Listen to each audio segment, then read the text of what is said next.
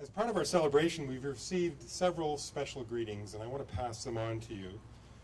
Dr. Brian Schwartz, who was alluded to in Brian's remarks, is the Vice President for Science and Health Protection at Public Health, Ontario.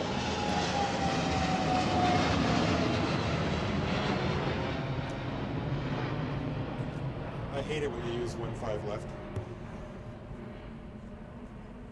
He was instrumental in the early days of the air ambulance program, but was unable to make it today. But he sent us a very nice letter saying in part, congratulations to Bandage One, Ontario Air Ambulance, and Ornge for your work in caring for and making life better for countless Ontarians over the past 40 years. At the time the program was created, the Premier of Ontario was the Honourable William Davis. And he asked us to pass along his best wishes on the anniversary of the Ontario Air Ambulance program. Now we have something special to announce. Earlier I told you that for many years the aircraft were named Bandage 1 to Bandage 5. This name represents the rich heritage of the program and is a symbol of the dedication of those who pioneered the program. To commemorate this history, I'm proud to announce that for the next year we will be naming our aircraft and land vehicles in Toronto, Sudbury, Thunder Bay, and Timmins with their original Bandage designation. The commemorative decals are being shipped to our bases as we speak. But you can take an early look at the decal on our land ambulance, which is behind me, and you'll see it's the Bandage one. Those of you who have a line of sight can see it. Those who don't, I urge you to come up afterwards and have a look. We hope our staff will take pride in celebrating the heritage, and perhaps it will help the Ontario public learn a little more about the scope of this vital service. Today we've enjoyed looking back to the early days and the countless patients we've served over the years. But it's important to remember that there is a human side to everything we do. And to that end, I'd like to give the last word to a recent patient whose story demonstrates the continued value of the program. On June 26th, Detective Constable Pete Tucker, an OPP officer and a member of the OPP demonstration team, the Golden Helmets, was riding his OPP motorcycle during a training exercise along Highway 400 in Barrie. He was struck by a Canada Goose, causing him to collide with a guardrail. He was transported to the Royal Victoria Hospital in Barrie by the local paramedic service with life-threatening injuries, and was then transferred to Sunnybrook Hospital by Ornge. We are delighted to have him here to tell his side of the story today. Please welcome OPP Detective Constable Peter Tucker.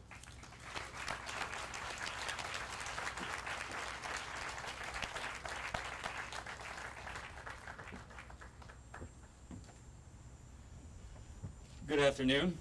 I'll tell you my story in a second, but a little about Air Ornge I learned as I was sitting there that some of you may not have thought about. Somebody said that if you need Air Ornge, it's the worst day of your life. And it's true, it is the worst day of your life, but it's also a double-edged sword, because if you need Air Ornge and they save your life like they did mine, it's the best day of your life at the end of it. So I admit on June 26, 2014, my day didn't start out that well, but because I lived, it ended up being a fine day. I was southbound on the 400 on a motorcycle, riding with the Golden Helmets. I was participating in a training exercise for the Pan Am Games, and I don't remember any of this. People just tell me what happened. But a low-flying goose, either taking off or landing, we don't know, it collided with my face. I was probably doing, is there any bosses here? I was probably doing 120. Depends who's listening, 100. Goose collided with my face, knocked me unconscious. My friends that I was riding with were trying to wake me up, but the centrifugal force kept me going, and there's nothing you can do. I collided with the guardrail a short time later, and it severed my left leg above the knee. And a whole bunch of people that day, the OPP, the hospital, and Air Ornge, they saved my life that day. And I'm here today as a result. Well, I was married before the accident, but I'm still happily married. I still have 4 kids, and I'm working full-time again. I came right back to work. But I owe it all to the people who saved me that day. And my wife and my family were very strong through it, but Air Ornge is the reason I'm here today.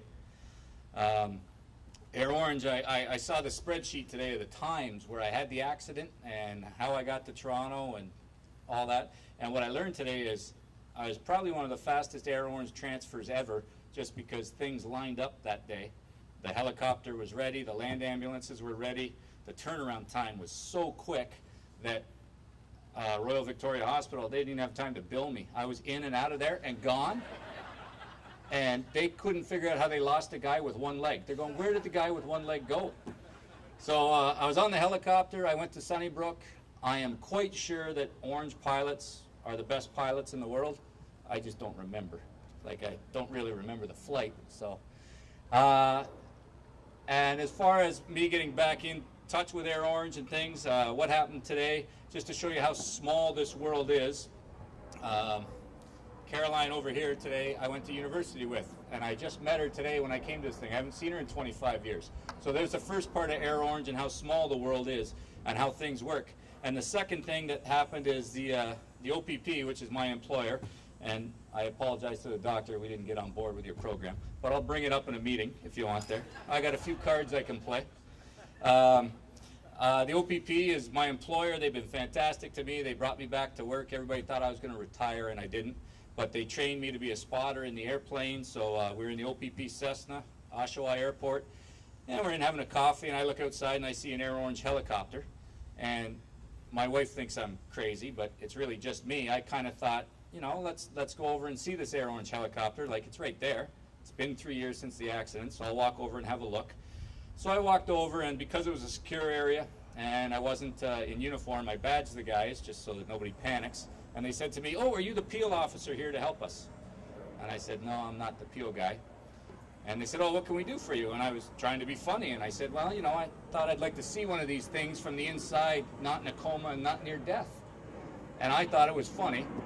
But the one guy says to me, "You're an OPP officer? What happened?" I said, "Well, I had a motorcycle accident."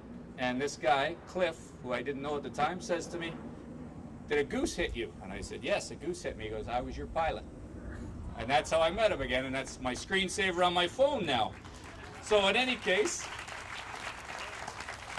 I went home that day, and I'm not this kind of guy. I don't usually write letters or anything like that. And I got on the Air Ornge website because I was just going to send them the picture and send them a little thank you from the bottom of my heart to everybody at Air Ornge, whether they're paramedics, pilots, or land-based. I'm alive today because of you, and here's what happened, and here's a picture of the pilot.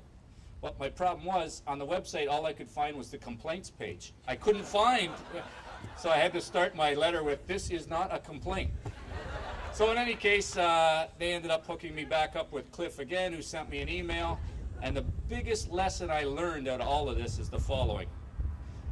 Cliff sent me back an email, very apologetic that he didn't have the time for me that day to talk and sit and have a coffee.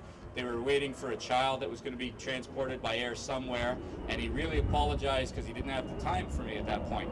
And I think he completely misunderstood me because I didn't think he didn't have the time for me. But what I got out of that lesson, and I told him back, I said, "Listen, when an Air Ornge pilot doesn't have time for you, you're having a good day. It's fine. I don't want his attention. That's good. It means I'm okay."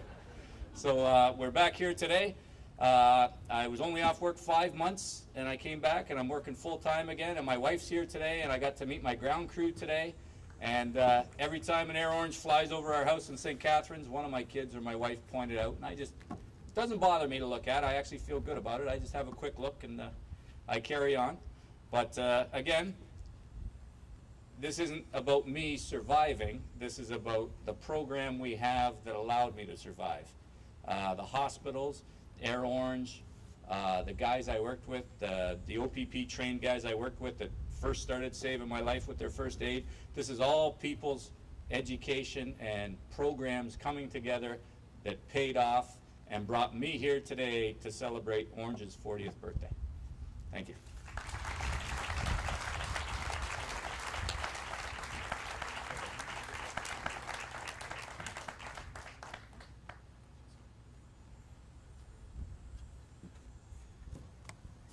Thank you so much, Pete. I don't think anyone could have illustrated the human at the center of this complex system. And as you stated better than I could, the number of people that were involved and the various steps that had to be taken is truly remarkable. You mentioned Captain Cliff Rundle, who's here somewhere.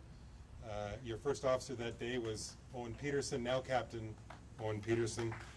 And critical care paramedics Matt Medaw, and Mario Singa. I saw Mario, and I saw there's Matt too. Yeah. And also on the ground, Mark Schneer, that was the flight planner. And the flight planner's role is often unsung but critically important in getting the airplane where it needs to go. Medical communications officers, Mark Barrett and Jessica Francis. And so I think it's tremendously important to acknowledge that and all the role that these folks played. Now, as we close today's formal program, I want to highlight a couple of other things happening today. We've set up a display, some of you have seen it, of air ambulance memorabilia through the years in our lobby, right through the front doors.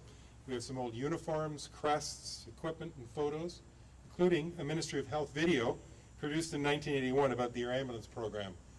I will say that the haircuts probably should stay in the 1980s, but of course some of us had hair to cut then, so that's a little different.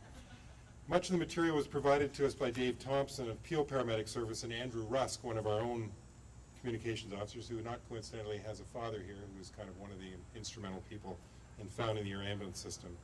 Bruce Hecker, who is a communications officer, also was instrumental in putting together this display. I want to offer my sincere appreciation to all of you. Thank you.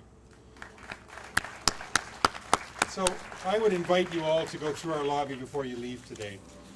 And if you're interested, our education team will be offering some tours of our simulation program, which is truly phenomenal and has evolved considerably since the start of the program. It's one of the locations where we train our paramedics to the highest standards that Brian Justice alluded to earlier. We have some new equipment, and our educators would be happy to demonstrate. The door to our education center is found just past the lobby. There are signs that will direct you. Please stop in and take a look. In closing, I would like to thank everyone who helped organize the event today, particularly James McDonald and his staff, Rachel, Josh, thank you for doing what you did. Thanks for attending. As you've seen today, there's a tremendous legacy of patient care over the years in Ontario's air ambulance, and we at Ornge, the current Ontario Air Ambulance, take great pride in upholding that legacy.